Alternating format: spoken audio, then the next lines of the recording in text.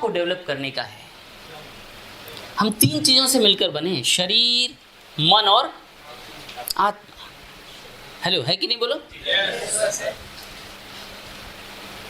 शरीर, मन और आत्मा से मिलकर सारे हिंदू लोग बने हैं और मुस्लिम लोग बने हैं शरीर, मन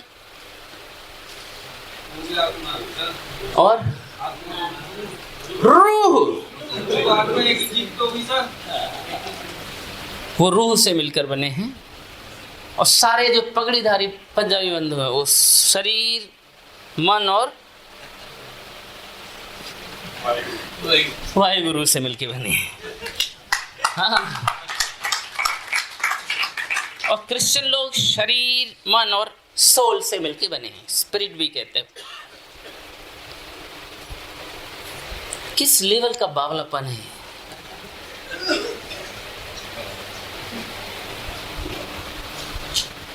कितने संकीर्ण होते चले जा रहे हैं हम। कहने को आधुनिक हो रहे हैं बट खूब संकीर्ण हो रहे हैं, अपने क्षुद्र स्वार्थ के लिए संकीर्ण हो रहे हैं।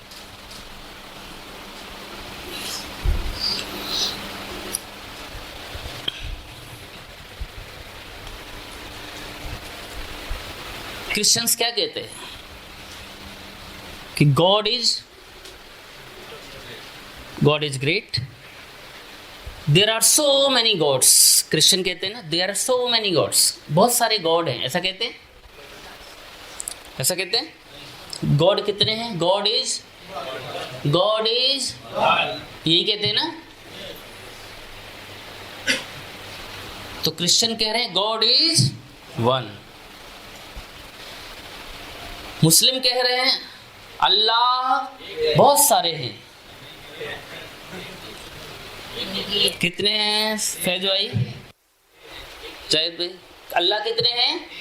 एक ही है ना अल्लाह। ओके। और परमात्मा बहुत सारे हैं। परमात्मा कितने हैं? एक। कंफ्यूजन है यहाँ थोड़ा। देवताओं को लोग भगवान कहते हैं, ईश्वर कहते हैं। वो देवता हैं जिनको बोलते हैं कि 33 करोड़ हैं या फलाने हैं, बहुत सारे हैं। ईश्वर एक है, ठीक है। परमात्मा एक है, अल्लाह एक है, खुदा एक है, गॉड एक है, वाहेगुरु सबका मालिक। तो इस तरह से कुल मिलाकर 4 हो गए कि नहीं? ये सब 4 ही तो हुए।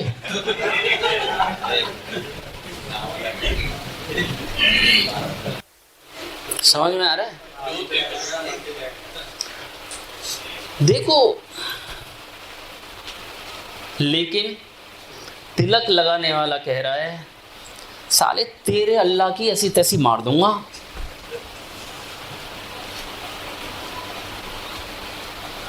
और जाली टोपी लगाने वाला कह रहा है तेरा भगवान ढोंगी है। ऐसे खूब सेंटेंस सुने आपने, सोशल मीडिया पे खूब लफड़े चलते रहते हैं।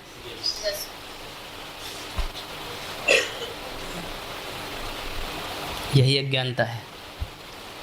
क्या मेरी बात पकड़ पा रहे हैं? जीवन को व्यापक संदर्भ में लेना सीखो। हेलो, समझ में आ रहा है?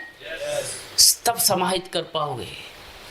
ठीक है, कुछ श्रद्धाएं, आस्थाएं समयानुकूल, कई 50, 100, 200, 500, 1000, 5000, 1500 साल पहले, कोई 500, 700 साल पहले, कोई 2000 साल पहले कुछ चीजें विकसित हुई, परंपराएं, उनको हम फॉलो कर रहे हैं। वो मेरी समाज की, मेरे कुछ पूर्वजों की कुछ परंपराएं हैं, उसका सम्मान करना ही चाहिए। मैं उसका अनादर नहीं करने को कह रहा हूं, लेकिन मैं उन सम्मान के लिए मैं दूसरे का सम्मान करने का अधिकार भी मुझे नहीं होना चाहिए।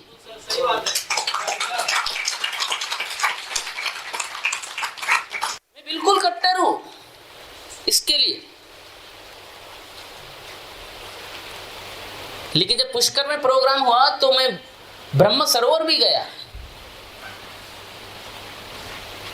और अजमेर चिश्ती की दरगाह भी गया। अंदर गया भीड़ में, अंदर लोग कह रहे सर वहां बहुत भीड़। तो कॉमन चीजें पाई मैंने। मैं देवा शरीफ भी गया। कितने लोग जो देवा शरीफ गए?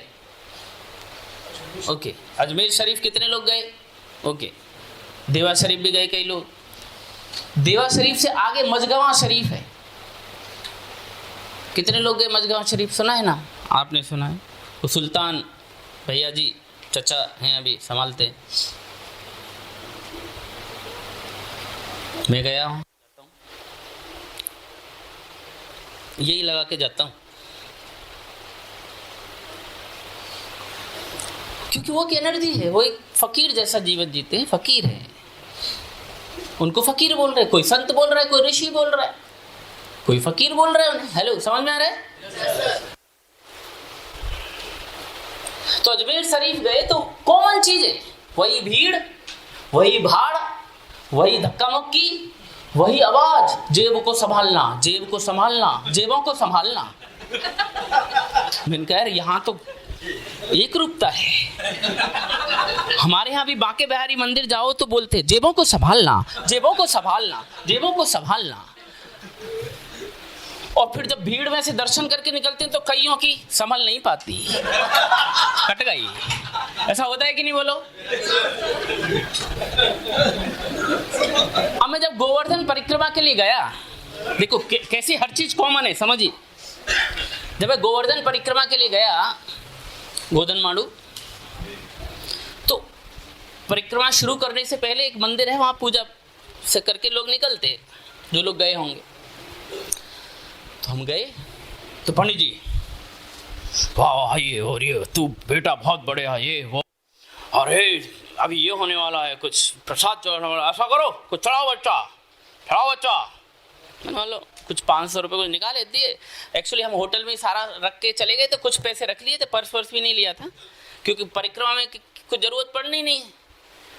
तो नहीं बेटा, सबामन एक वो पीपा घी तो चढ़ा बेटा, ये तो और एक बोरी अनाज हो, एक और बेटा, सभी तो। अब उन्होंने क्या किया, ये सब बातें करते जा रहे थे और हमें प्रसाद रूप में कई सारी चीजें दे दी, ये दे दिया, वो दे दिया, ये दे दिया, ये ले बेटा, ये ले बेटा, ये ले बेटा, 2-3 चीजें दे दी, हमने ले ली।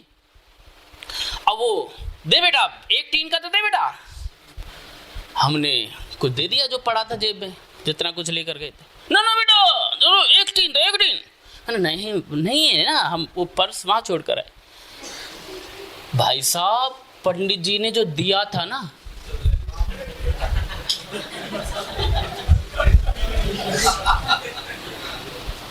ले लिया। अब ऐसी हालत देखकर कोई आज का आधुनिक बच्चा तथाकथित हिंदू परिवार से यदि जाएगा तो कहेगा what nonsense they are doing. Pandey ji, ढोंगी पंडित, यही कहेगा ना। और अगली बार जाएगा क्या वो? क्योंकि वहां बैठे हुए पंडित को देख रहा है, वो पंडित क्यों बैठा, कब बैठा, ये नहीं देख पा रहा है, वहां जो एनर्जी है उसे नहीं देख पा रहा है। अब ये तो हो गए गोवर्धन बांके बिहारी का, बताऊं तो वो कहानी नहीं बता रहा, वहां भी लगभग इसी तरह के अनुभव है और भी खराब।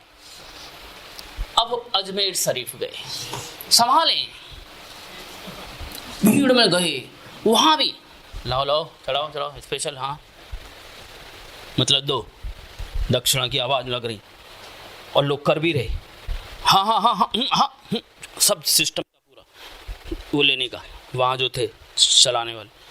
तो मैं अंदर इधर खुश भी हो रहा, वाह सब एक ही है यानी। अब बाहर आए, भीड़ में से गए, इससे छोटा सा गेट है, ऐसे जाते फिर बाहर निकलते उधर से। तो हमारे पीछे एक हमारा ग्रुप था पूरा, वहाँ 3 दिन का एक प्रोग्राम था जिसे करने के लिए हम गए थे वहाँ पर एक रिसोर्ट में, और बीच में घूमने गए थे, एक दिन वहाँ एक दिन वहाँ। तो एक तो जो अनजान थे हमारे ग्रुप में नहीं थे वो कट गई। एक हमारे ग्रुप में थी और मुस्लिम भाई थे, ओह सर 11,000 थे। मैं अंदर खुश हो रहा, मैंने कहा सब एक जैसे हैं भाई, कोई अंतर नहीं। ये हमने अंतर पैदा कर दिया, हेलो, समझ में आ रहा है? और ये कुछ चीजें बुराई भी लाती हैं, कुछ चीजें कमी लाती हैं। ये आधुनिक जो कल्चर डेवलप हो रही है, जातियों की बाउंड्री भी खत्म कर रही है और धर्मों की बाउंड्री कर रही है, और MLM बिजनेस भी धर्मों की बाउंड्री को तोड़ रहा है। सब एक साथ आ रहे हैं, कॉमन पर्पस के लिए एक साथ आ रहे हैं। ये इसकी बहुत बड़ी खूबी है। तो व्यापकता लाइए, ये व्यापकता आपको और व्यापक बनाएगी। क्योंकि जब आप प्लान दिखाने जाते हैं तो सामने वाले को अपने साथ लाने के लिए जाते हैं। तो आपका मन इतना व्यापक, अंदर की एनर्जी, ये एनर्जी का खेल है, एनर्जी का केवल शब्द नहीं, आप उससे सबकॉन्शियस माइंड लेवल पर जुड़ते हैं। आप केवल शब्दों से नहीं जुड़ते।